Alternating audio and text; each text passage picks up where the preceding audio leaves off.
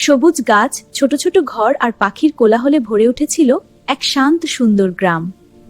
এই সুন্দর গ্রামেই থাকত ছোট্ট মিষ্টি এক খরগোশ। তার নাম মিমি। মিমি খুব ভালো মনের হলেও পড়াশোনার সময় একটু অলস হয়ে যেত।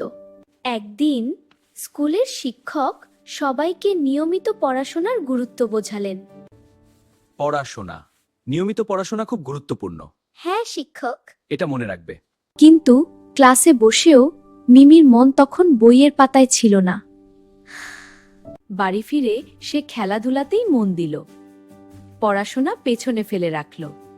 অন্যদিকে তার বন্ধু টিমি প্রতিদিন নিয়ম করে মন দিয়ে পড়ত। সময় কিন্তু কাউকে অপেক্ষা করে না, খুব দ্রুত চলে যায়।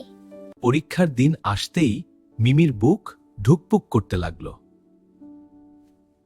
টিমি হাসি মুখে পরীক্ষার খাতা হাতে নিয়ে ভালো ফল পেল। নিজের ভুল বুঝে মিমি একটু দুঃখ পেল আর চুপ হয়ে গেল। টিমি বন্ধুর মতো পাশে দাঁড়িয়ে তাকে সাহস দিল। সেদিনই মিমি নিজেকে বদলানোর দৃঢ় সিদ্ধান্ত নিল।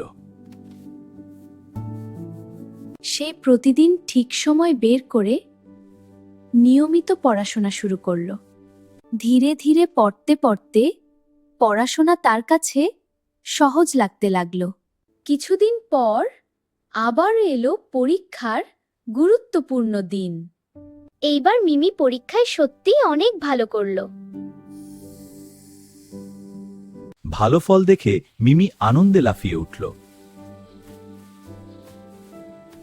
তখন সে বুঝে গেল পরিশ্রম আর নিয়মের আসল মূল্য।